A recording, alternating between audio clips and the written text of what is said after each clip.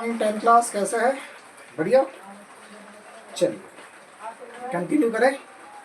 अभी अपन लोग 3.2 का जो आखिरी क्वेश्चन बचा है उसको कंप्लीट कर लेते हैं, फिर 3.3 स्टार्ट करेंगे। 3.3 का 3.2 का जो लास्ट क्वेश्चन है, वर्ड प्रॉब्लम का लास्ट क्वेश्चन जो 6 क्वेश्चन है वो देख लो। 5 ईयर हैंस, अभी हैंस का मतलब अभी से 5 साल बाद, the age of Jacob will be 3 time that of his son. Jacob की एज उसके बेटे की एज से 3 टाइम ज़्यादा थी। किसकी एज ज़्यादा थी? जेकब की। जेकब है और उनका एक बेटा है।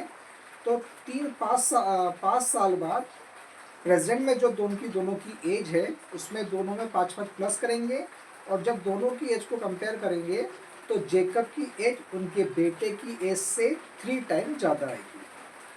और 5 ईयर एगो, अभी जो प्रेजेंट एज है, प्रेजेंट एज से 5 साल पहले की अगर उनकी एज को कंपेयर किया जाए तो जेकब अपने बेटे से 7 टाइम ज़्यादा बड़े थे।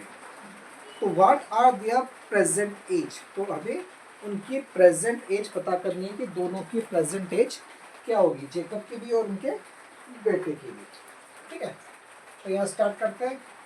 लेट, मैं चश्मा निकाल देता हूँ। लेट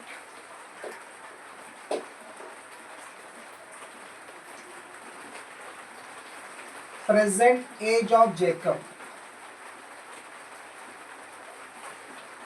को एक्स माना,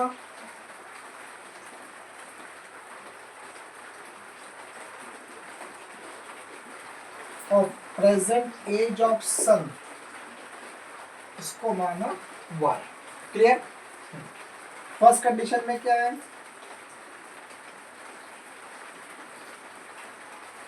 फर्स्ट कंडीशन में 5 ईयर हैंस मतलब 5 साल बाद Jacob will be 3 time than sun.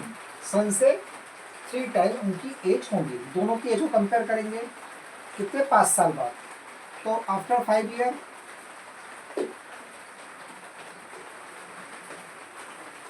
Jacob की एज हो जाएगी, जेकब एज हो जाएगी x+5, और सन की एज हो जाएगी y+5। दोनों को कंपेयर करेंगे। अभी जो मैं पॉइंट दिखाने वाला हूँ उसको ध्यान से सुनना। कंपेयर करने का पॉइंट, कंपेयर बोथ एज, यहाँ पे लिखा अपन ने जेकब एज, और यहाँ पे लिखा सन एज। अब देखो क्वेश्चन में क्या था, दोनों के एज को कंपेयर करना है। ठीक है, तो जेकब की एज कितनी आई है? x+5, और बेटे की एज क्या आई है? y+5। अब उन्होंने क्या बोला है, जेकब की एज 3 टाइम ज़्यादा है बेटे से। मतलब जेकब की जो एज है उनके बेटे से 3 टाइम ज़्यादा है, 3 गुना ज़्यादा है। कितने टाइम ज़्यादा है? 3 टाइम। जेकब की एज उनके बेटे से, मतलब ये 3 टाइम ज़्यादा है और ये 3 टाइम कम है। बीच में काय का साइन है? इक्वल। जेकब 3 टाइम ज़्यादा है तो इन दोनों को अगर इक्वल करना है तो वो 3 का मल्टीप्लाई अपन काय में करेंगे? जो कम है, सन की एज कम है इसलिए। जेकब 3 टाइम ज़्यादा है तो कंपेयर करना है, कंपेयर में दोनों को बराबर लाना है।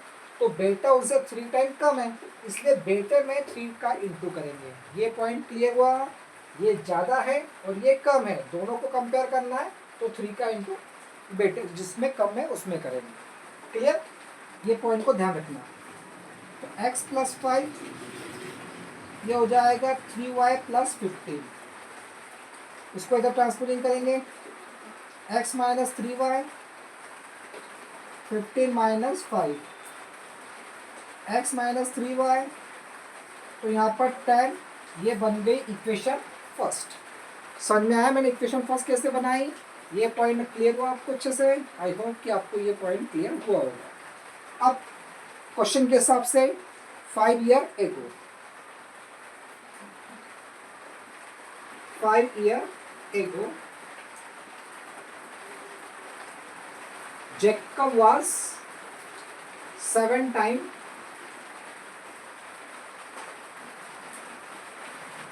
than son age। इसका मतलब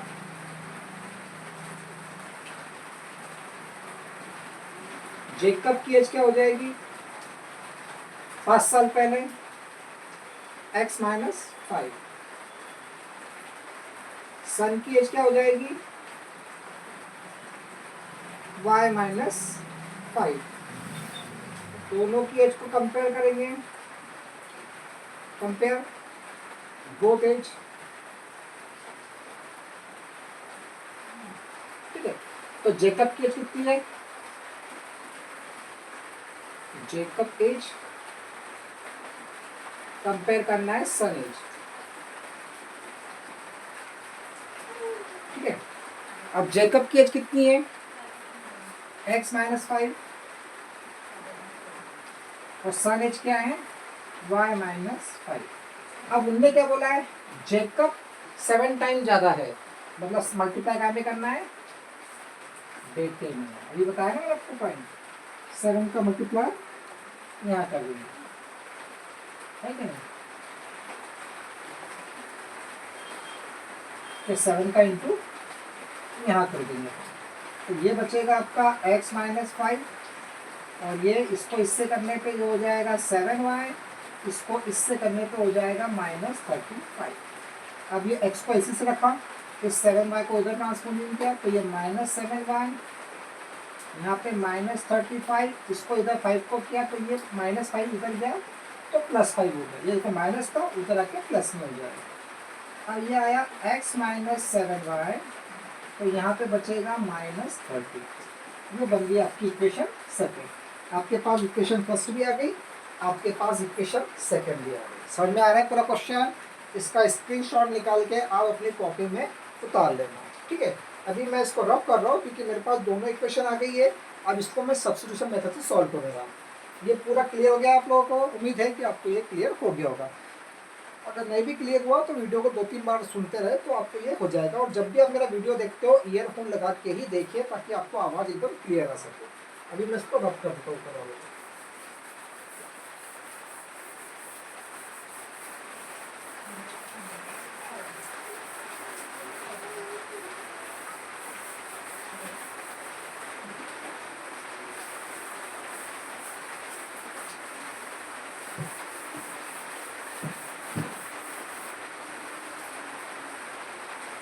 ये दो इक्वेशन ले लेता हूँ ताकि मुझे पता होना चाहिए। तो यहाँ पे लेंगे फ्रॉम इक्वेशन फर्स्ट,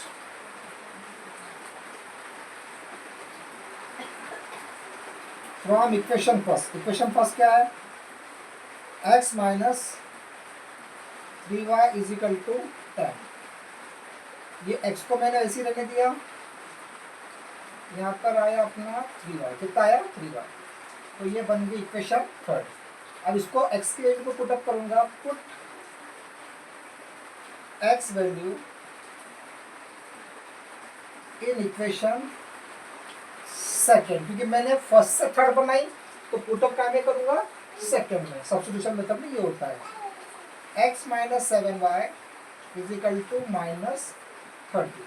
अब जहाँ x है वहाँ पे क्या आने वाला है, जहाँ x है वहाँ पे 10 प्लस 3y आने वाला है, ठीक है।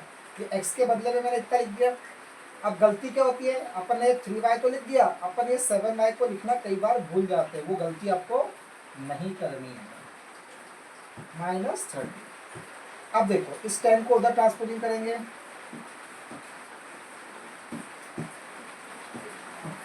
तो ये माइनस 10 हो जाएगा। अब 7y में से 3 गए तो ये बचेगा माइनस 4y और यहाँ बचेगा माइनस 40, ठीक है। ये y को मैंने एज इट इज रहने दिया, minus 40 divide by minus 4, minus minus cancer, ये आ जाएगा 10। तो y की वैल्यू क्या हो गई आपकी 10 हो गई। क्या हो गई 10। ये दोनों इक्वेशन को अपन क्या करेंगे ऑफ कर देंगे। इतना काम रखना हो गया। ठीक है, तो y की वैल्यू कितनी आ गई 10। अब इस y की वैल्यू को पुटअप क्या में करेंगे,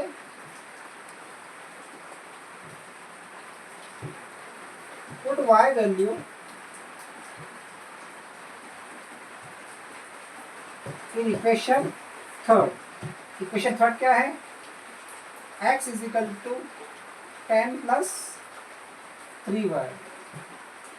ये 10 3 इंटू वाई की वैल्यू कितनी आ रही है 10, तो यहाँ पर 10 प्लस 30, तो x की वैल्यू कितनी होगी तुम्हारी 40।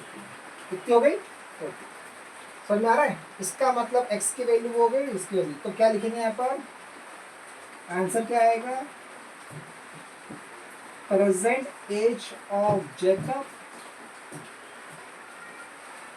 हो जाएगी 40 ईयर, और बेटे की एज कितनी हो जाएगी, present age of sun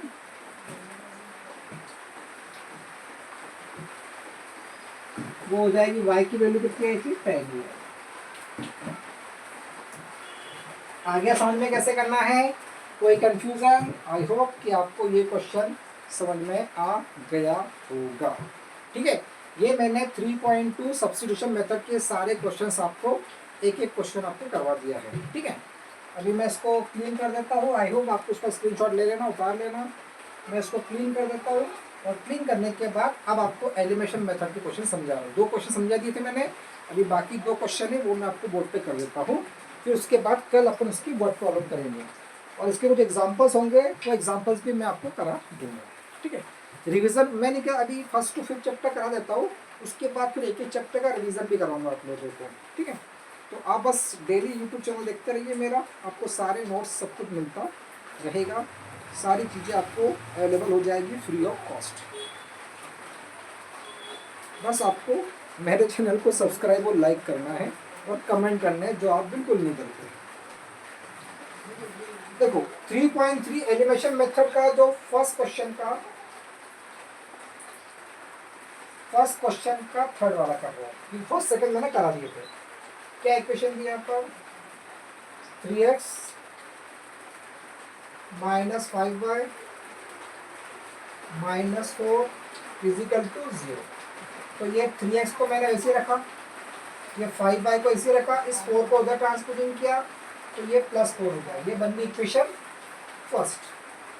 second equation क्या है, 9x is equal to 2y plus 7। इसको जब उधर ट्रांसपोजिंग करेंगे, सॉरी ये 9x को इधर बन देंगे, इस 2y को इधर ट्रांसपोजिंग करेंगे तो -2y, और यहाँ पे बचेगा आपका 7। ये हो गई इक्वेशन सेकेंड।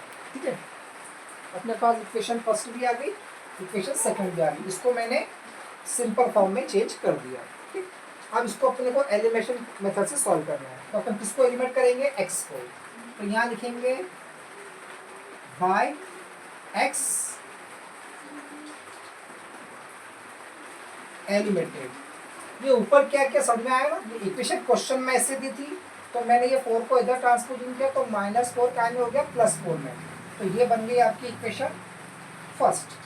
ये क्वेश्चन इस तरह दिया था, तो मैंने इस 2y को इधर लेके आया, तो -2y, तो ये बन गई आपकी इक्वेशन सेकेंड। अब अपन एलिमिनेशन मेथड से क्वेश्चन सॉल्व कर रहे हैं, इसमें किसको एलिमिनेट कर रहा हूँ मैं, x। आप y को भी करना चाहो तो y को भी कर सकते हो, y को करने का और x का करने का तरीका सेम ही है।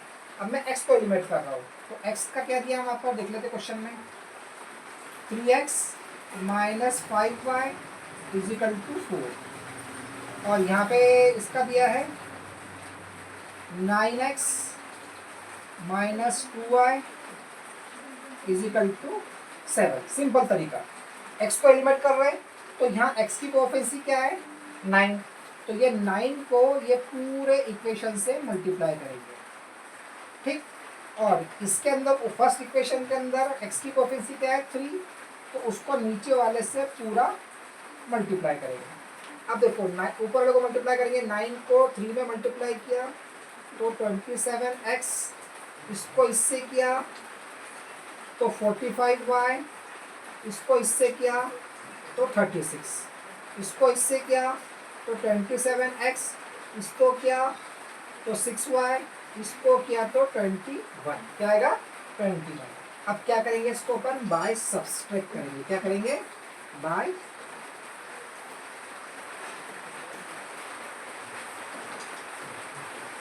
सब्सट्रैक्ट, मतलब क्या करना है माइनस। अब यहाँ पे मैंने माइनस का साइन लगाया, ध्यान देना, यहाँ पे मैंने माइनस का साइन लगाया तो ये माइनस और यहाँ पे कोई साइन नहीं तो प्लस है, तो माइनस प्लस ये नीचे वाले का साइन क्या हो गया माइनस हो गया। अब ये माइनस है तो माइनस माइनस ये हो गया प्लस, ठीक है, और ये माइनस ये प्लस तो ये हो गया आपका माइनस, तो ये दोनों कैंसिल हो गए, ये दोनों ये प्लस में ये माइनस में है, तो यहाँ पर आएगा आपका -39y और इसमें से माइनस करने पे आंसर आएगा तुम्हारा 15, कितना आएगा 15, यहाँ -39 बचा और यहाँ पे क्या बचा अपना 15 बचा, कितना बचा 15। अब क्या करेंगे इधर आ जाते है ना, अब ये y को मैंने वैसे से लिख दिया,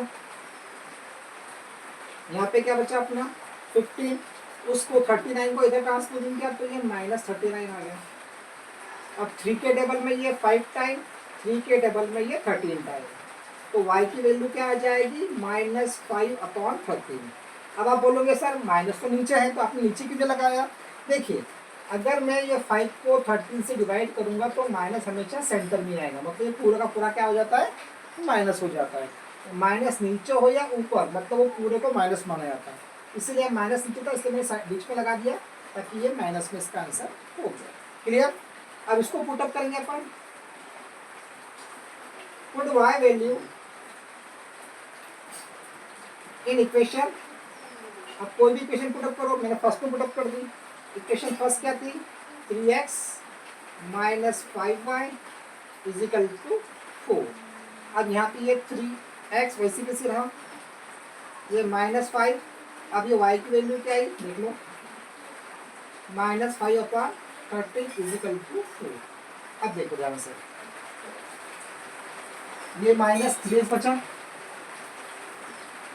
इन दोनों को किया तो क्या आ रहा है 25/13 और यहाँ पे क्या बचा 4, यहाँ डिनोमिनेटर को सेम करेंगे अपॉन में 1, तो यहाँ पे भी 13 का इंटू, यहाँ पे भी 13 का इंटू, तो ये हो जाएगा आपका 39x, ये हो जाएगा 25 और अपॉन में क्या बचेगा 13 = 4। अब क्या करेंगे यहाँ कर देता हूँ है ना, अब ये आएगा अपना 39x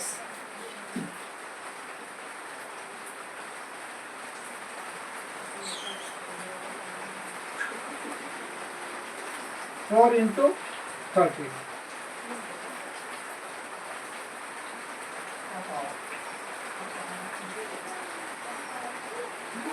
56, इसको ऐसे मल्टीप्लाई करना 56 आएगा, ये 39x इसी बचा 56 - 24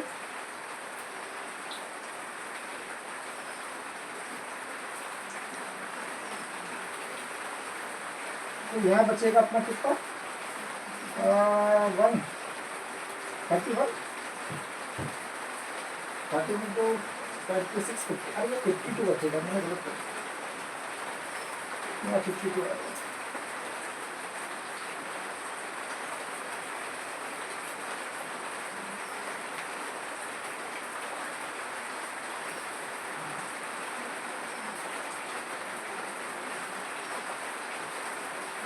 और माइनस करने पे यहाँ बचेगा अपना 52 में से ये गए तो यहाँ बचेगा 27, कितना बचेगा 27। अब क्या करेंगे ये x को इसी रख देंगे 27 / 39, तो ये 3 के टेबल में 9 टाइम आएगा और ये 13 टाइम आएगा, तो उसका आंसर आया -55/13 और इसका आंसर आया अपना 9/13। समझ में आया कैसे किया अपन ने, कोई कंफ्यूजन कोई डाउट। आई होप कि आपको ये क्वेश्चन अच्छे से समझ में आ गया होगा। ये एलिमिनेशन मेथड को एक बार मैंने फिर रिपीट कर दिया, उम्मीद है आपको ये क्वेश्चन अच्छे से समझ में आ गया होगा किस तरह से इसको किया जाता है, बारी बारी चीज़ें मैंने आपको इसके अंदर बताई। ओके ठीक है, आज के लिए ये 2 क्वेश्चन इनफ है, बारिश भी आ रही है बाहर, मौसम काफ़ी अच्छा है, ठीक है। तो आई होप कि आपको ये दोनों क्वेश्चन समझ में आ गए होंगे और इन्हीं 2 क्वेश्चंस की आप घर पे अच्छे से प्रैक्टिस कीजिए। ओके, और मेरा वीडियो अगर पसंद आता है तो उसको सब्सक्राइब भी कीजिए, लाइक भी कीजिए और शेयर भी कीजिए। और कमेंट बॉक्स में मुझे कमेंट चाहिए कि आपको कौन सा चैप्टर और समझना है, क्या डिटेल में समझना है। कमेंट करना कंपलसरी है, आप प्लीज़ कमेंट कीजिए ताकि मुझे समझ में आएगा कि आप क्या कर रहे हो। बाय।